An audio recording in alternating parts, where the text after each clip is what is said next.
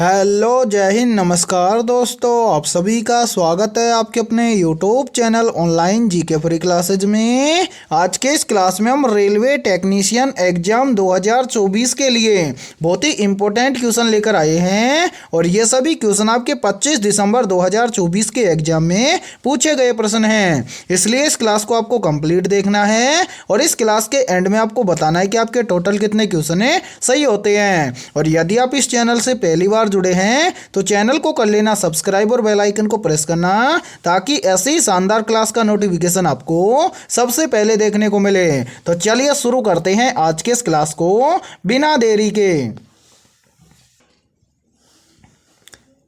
पहला प्रश्न है आप सभी के सामने, मनुष्य के शरीर में कितने क्रोमोसोम्स होते हैं? मोस्ट इंपोर्टेंट प्रश्न है ये।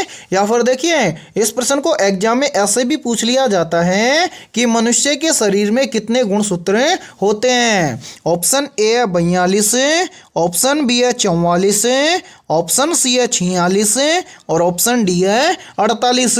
तो यहाँ पर देखें, इन चारों में से करेक्ट आंसर हो जाएगा सभी का ऑप्शन है सी, यानी कि मनुष्य के शरीर में क्रोमोसोम्स यानी कि गुणसूत्रों की संख्या होती है 46। तो पहले प्रश्न के अंदर करेक्ट आंसर हो जाएगा सभी का ऑप्शन है सी। तो चलिए फिर अगला प्रश्न देखते हैं। दूसरा प्रश्न है आप सभी के सामने, कौन सा हार्मोन रक्त में शर्करा का स्तर बढ़ाता है? तो यहाँ पर देखिए, इन चारों में से करेक्ट आंसर हो जाएगा सभी का ऑप्शन है बी, यानी कि जो ग्लूकागोन हार्मोन होता है ये रक्त के अंदर शर्करा के स्तर को बढ़ाता है। तो दूसरे प्रश्न के अंदर करेक्ट आंसर हो जाएगा सभी का ऑप्शन है बी। और यहाँ पर देखिए, आप सभी के लिए बहुत ही इंपॉर्टेंट सूचना है, जिस भी अभ्यर्थी का एग्जाम 25 दिसंबर के बाद में वाला है उन सभी के लिए हमने रेलवे टेक्नीशियन एग्जाम 2024 के लिए जीके, जीएस और साइंस के 4500 प्लस मोस्ट इंपोर्टेंट क्वेश्चनों का पीडीएफ तैयार किया है। यदि आप ये पीडीएफ लेना चाहते हैं तो आप हमारे इस व्हाट्सएप नंबर पर कांटेक्ट कर सकते हैं। और इस पीडीएफ की प्राइस हमने रखी है मात्र और मात्र 35 रुपए, यानी कि 35 रुपए की फीस के अंदर आपको जीके, जीएस और साइंस के 4500 प्लस क्वेश्चनों का पीडीएफ दिया जा रहा है। और मेरे भाई, इन 4500 प्रश्नों के अलावा आपको 1500 प्लस क्वेश्चन किसके मिलेंगे? करंट अफेयर्स के मिलेंगे। इसी प्रकार से यानी कि लगभग 35 रुपए के अंदर आपको 6000 प्लस मोस्ट इंपोर्टेंट क्वेश्चनों का पीडीएफ दिया जाएगा। और ये 6000 प्लस क्वेश्चन आपके रेलवे टेक्नीशियन एग्जाम 2024 के लिए रामबाण साबित होने वाले हैं। तो जल्दी से जाइए और इस व्हाट्सएप नंबर पर आप कॉन्टैक्ट करके इस पीडीएफ को आप ले सकते हैं। ठीक है, तो चलिए फिर अगला प्रश्न देखते हैं। तीसरा प्रश्न है आप सभी के सामने, निम्न में से ध्वनि तरंग किस प्रकार की तरंग होती हैं? वेरी वेरी इंपॉर्टेंट प्रश्न है ये। चाहे तो आप इस प्रश्न का स्क्रीनशॉट भी ले सकते हैं, क्योंकि ये प्रश्न बार बार एग्जाम के अंदर रिपीट होता है। पूछा गया है कि निम्न में से ध्वनि तरंग किस प्रकार की होती है? ऑप्शन ए है अनुप्रस्थ तरंगे होती हैं, ऑप्शन बी है अनुदैर्घ्य तरंगे होती हैं, ऑप्शन सी है चक्रीय तरंगे होती हैं और ऑप्शन डी है स्थिर तरंगे होती हैं। तो यहां पर देखिए, इन चारों में से करेक्ट आंसर हो जाएगा सभी का ऑप्शन है बी, यानी कि जो ध्वनि तरंगे होती है वो अनुदैर्घ्य प्रकार की तरंगे होती हैं। तो करेक्ट आंसर हो जाएगा तीसरे प्रश्न के अंदर ऑप्शन है बी। तो चलिए फिर अगला प्रश्न देखते हैं। चौथा प्रश्न है आप सभी के सामने, प्रकाश की किरण पानी में प्रवेश करने पर मुड़ जाती है, इस घटना को क्या कहते हैं? ऑप्शन ए है परावर्तन, ऑप्शन बी है अपवर्तन, ऑप्शन सी है विवर्तन और ऑप्शन डी है प्रकीर्णन। तो यहाँ पर देखिए, इन चारों में से करेक्ट आंसर हो जाएगा सभी का ऑप्शन है बी, यानी कि प्रकाश की किरण पानी में प्रवेश करने पर मुड़ जाती है, इस घटना को बोलते हैं अपवर्तन। तो चौथे प्रश्न के अंदर करेक्ट आंसर हो जाएगा सभी का ऑप्शन है बी। तो चलिए फिर अगला प्रश्न देखते हैं। पांचवा प्रश्न है आप सभी के सामने, निम्न में से अम्लीय वर्षा का मुख्य कारण क्या है। या फिर देखिए इस प्रश्न को एग्जाम में ऐसे भी पूछ लिया जाता है कि निम्न में से अम्लीय वर्षा के लिए या अम्लीय वर्षा का मुख्य कारण कौन सी गैसें होती हैं। तो यहाँ पर देखिए इन चारों में से करेक्ट आंसर हो जाएगा सभी का ऑप्शन है बी, यानी कि अम्लीय वर्षा का मुख्य कारण होता है सल्फर डाइऑक्साइड गैस और नाइट्रोजन ऑक्साइड गैस। ठीक है, तो करेक्ट आंसर हो जाएगा पांचवें प्रश्न के अंदर ऑप्शन है बी। तो चलिए फिर अगला प्रश्न देखते हैं। छठा प्रश्न है आप सभी के सामने, इलेक्ट्रिक बल्ब का फिलामेंट किसका बना होता है। या फिर देखिए इस प्रश्न को एग्जाम में इस तरह से भी पूछ लिया जाता है कि इलेक्ट्रिक बल्ब या विद्युत बल्ब का फिलामेंट किस धातु का बना हुआ होता है। तो यहाँ पर देखिए इन चारों में से करेक्ट आंसर हो जाएगा सभी का ऑप्शन है सी, यानी कि इलेक्ट्रिक बल्ब या विद्युत बल्ब का जो फिलामेंट बना होता है वो बना हुआ होता है टंगस्टन धातु का। तो करेक्ट आंसर हो जाएगा छठे प्रश्न के अंदर ऑप्शन है सी। और यहाँ पर देखिए यदि ये क्लास आपको पसंद आ रही है तो जल्दी से एक बार इस क्लास को लाइक कर दीजिए, और यदि आप इस चैनल से पहली बार जुड़े हैं तो चैनल को कर लीजिए सब्सक्राइब और बेल आइकन को प्रेस करना, ताकि ऐसी शानदार क्लास का नोटिफिकेशन आपको सबसे पहले देखने को मिले। तो चलिए फिर अगला प्रश्न देखते हैं। सातवां प्रश्न है आप सभी के सामने, सूर्य का प्रकाश पृथ्वी तक पहुंचने में कितना समय लेता है। तो जल्दी से बताइए इन चारों में से करेक्ट आंसर है क्या होगा। आपसे पूछा गया है कि सूर्य का प्रकाश पृथ्वी तक पहुंचने में कितना समय लेता है। तो यहाँ पर देखिए सातवें प्रश्न के अंदर करेक्ट आंसर हो जाएगा सभी का ऑप्शन है बी, यानी कि सूर्य का प्रकाश पृथ्वी तक पहुंचने में लगभग 8 मिनट 20 सेकंड का समय लेता है। तो सातवें प्रश्न के अंदर करेक्ट आंसर हो जाएगा सभी का ऑप्शन है बी। तो चलिए फिर अगला प्रश्न देखते हैं। आठवां प्रश्न है आप सभी के सामने, कंप्यूटर का मस्तिष्क किसे कहा जाता है। ऑप्शन ए है सीपीयू को, ऑप्शन बी है रैम को, ऑप्शन सी है हार्ड डिस्क को, और ऑप्शन डी है मदरबोर्ड को। तो यहाँ पर देखिए इन चारों में से करेक्ट आंसर हो जाएगा सभी का ऑप्शन है ए, यानी कि कंप्यूटर का मस्तिष्क कहा जाता है सीपीयू को। तो करेक्ट आंसर हो जाएगा आठवें प्रश्न के अंदर ऑप्शन है ए। और मेरे भाई यहाँ पर देखिए एक प्रश्न यहीं से और बनता है, काफ़ी बार पूछ लिया जाता है एग्जाम के अंदर कि सीपीयू की फुल फॉर्म क्या होती है। तो याद रखना सीपीयू की फुल फॉर्म होती है सेंट्रल प्रोसेसिंग यूनिट। ठीक है, तो चलिए फिर अगला प्रश्न देखते हैं। नौवां प्रश्न है आप सभी के सामने, चंद्रमा पर गुरुत्वाकर्षण बल पृथ्वी की तुलना में कितना होता है। तो यहाँ पर देखिए इन चारों में से करेक्ट आंसर हो जाएगा सभी का ऑप्शन है सी, यानी कि चंद्रमा पर गुरुत्वाकर्षण बल पृथ्वी की तुलना में 1/6 होता है। तो करेक्ट आंसर हो जाएगा नौवें प्रश्न के अंदर ऑप्शन है सी। तो चलिए फिर अगला प्रश्न देखते हैं। 10वां प्रश्न है आप सभी के सामने, निम्न में से क्वांटम थ्योरी किसने दी थी। ऑप्शन ए अल्बर्ट आइंस्टीन ने, ऑप्शन बी है मैक्स प्लांक ने, ऑप्शन सी है नील्स बोर ने, और ऑप्शन डी है जे थॉमसन ने। तो यहाँ पर देखिए इन चारों में से करेक्ट आंसर हो जाएगा सभी का ऑप्शन है बी, यानी कि क्वांटम थ्योरी दी थी किसने, वैज्ञानिक मैक्स प्लांक ने। तो करेक्ट आंसर हो जाएगा 10वें प्रश्न के अंदर ऑप्शन है बी। तो चलिए फिर अगला प्रश्न देखते हैं।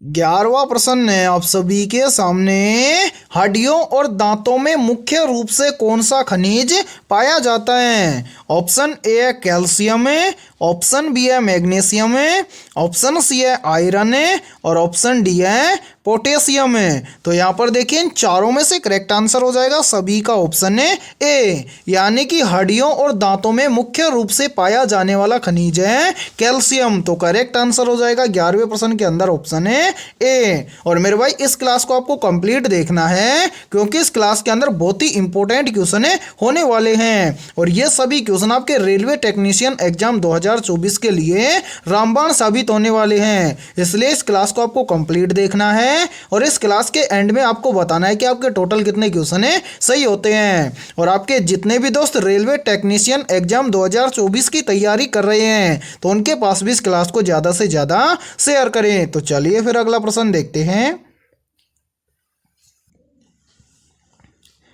12वां प्रश्न है आप सभी के सामने, प्रकाश का वेग अधिकतम किस माध्यम में होता है? ऑप्शन ए है ठोस माध्यम में, ऑप्शन बी है तरल माध्यम में, ऑप्शन सी है गैस माध्यम में और ऑप्शन डी है निर्वात माध्यम में। तो यहाँ पर देखिए इन चारों में से करेक्ट आंसर हो जाएगा सभी का ऑप्शन है डी, यानी कि प्रकाश का वेग अधिकतम होता है निर्वात माध्यम में। तो 12वें प्रश्न के अंदर करेक्ट आंसर हो जाएगा सभी का ऑप्शन है डी। तो चलिए फिर अगला प्रश्न देखते हैं।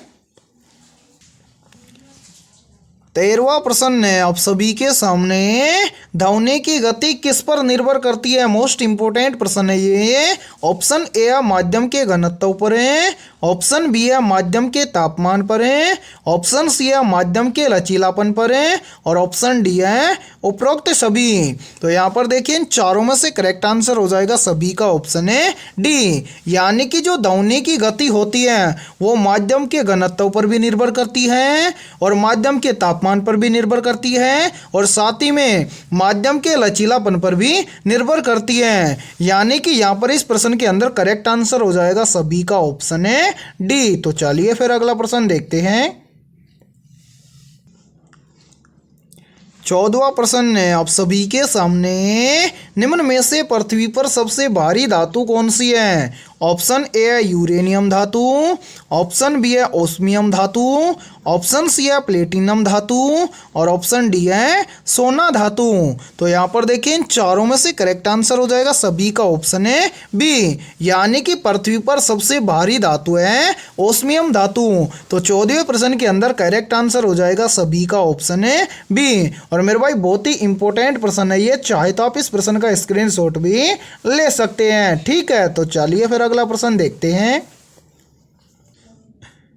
15वां प्रश्न है आप सभी के सामने, लाल रक्त कणिकाओं में कौन सी गैस मुख्य रूप से होती है? ऑप्शन ए है ऑक्सीजन गैस, ऑप्शन बी है carbon dioxide gas, option C है नाइट्रोजन गैस और ऑप्शन डी है हाइड्रोजन गैस।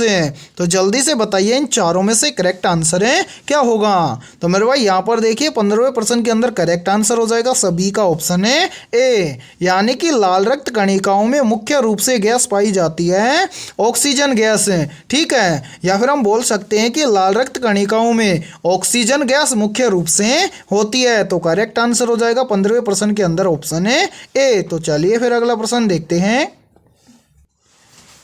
16वां प्रश्न है आप सभी के सामने, नाभिकीय रिएक्टर में मॉडरेटर का उपयोग क्यों किया जाता है? मोस्ट इंपोर्टेंट प्रश्न है ये। तो यहाँ पर देखिए इन चारों में से करेक्ट आंसर हो जाएगा सभी का ऑप्शन है ए, यानी कि नाभिकीय रिएक्टर में मॉडरेटर का उपयोग किया जाता है नाभिकीय विखंडन धीमा करने के लिए। तो 16वें प्रश्न के अंदर करेक्ट आंसर हो जाएगा सभी का ऑप्शन है ए। तो चलिए फिर अगला प्रश्न देखते हैं।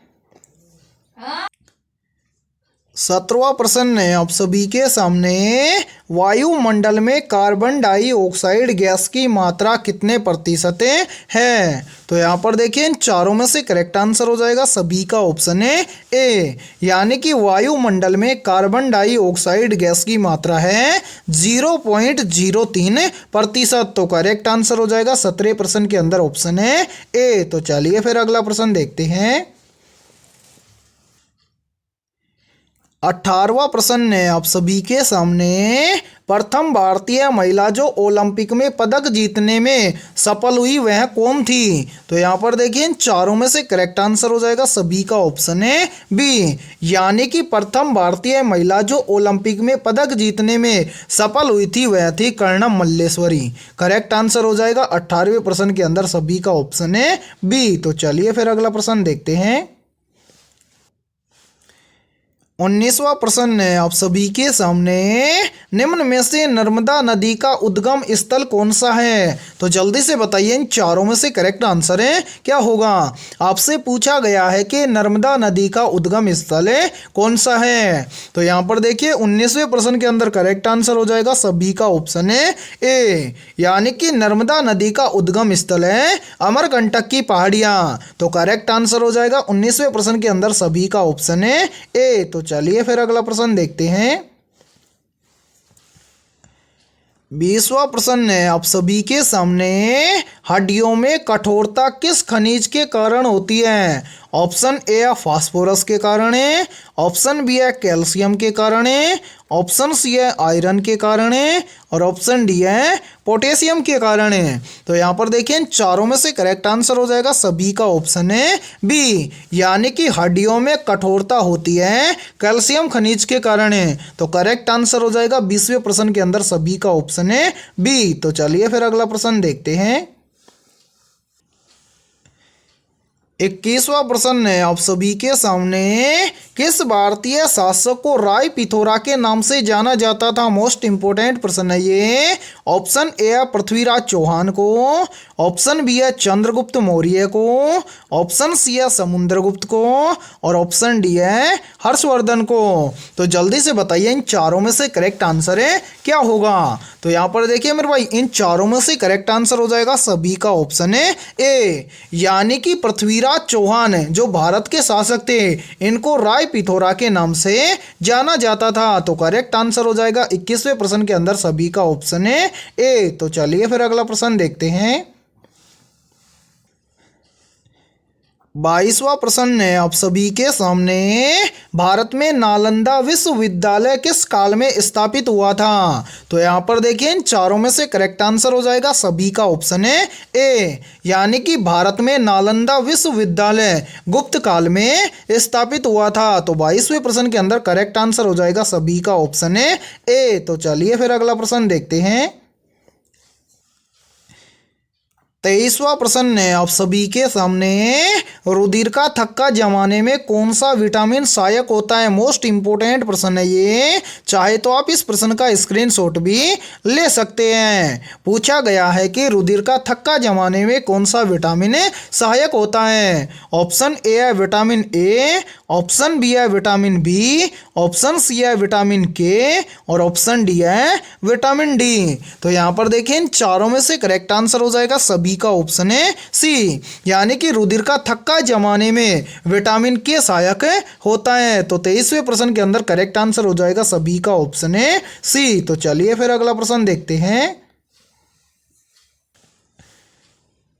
24वां प्रश्न है आप सभी के सामने, कौन सा तत्व मानव शरीर में सबसे अधिक मात्रा में पाया जाता है? तो यहाँ पर देखिए इन चारों में से करेक्ट आंसर हो जाएगा सभी का ऑप्शन है सी, यानी कि इन सभी में से जो ऑक्सीजन तत्व होता है ये मानव शरीर में सबसे अधिक मात्रा में पाया जाता है। तो 24वें प्रश्न के अंदर करेक्ट आंसर हो जाएगा सभी का ऑप्शन है सी। और यहाँ पर देखिए आप सभी के लिए बहुत ही इंपॉर्टेंट सूचना है, यदि आप पहली बार में रेलवे टेक्नीशियन एग्जाम 2024 को क्रैक करना चाहते हैं और जिन भी अभ्यर्थियों का एग्जाम 24 दिसंबर के बाद में होने वाला है उन सभी के लिए हमने जीके, जीएस और साइंस के 4500 प्लस मोस्ट इंपोर्टेंट क्वेश्चनों का पीडीएफ तैयार किया है। यदि आप ये पीडीएफ लेना चाहते हैं तो आप हमारे इस व्हाट्सएप नंबर पर कॉन्टैक्ट कर सकते हैं। व्हाट्सएप नंबर है 7374826893। ये हमारा व्हाट्सएप नंबर है। इस व्हाट्सएप नंबर पर आप कांटेक्ट करके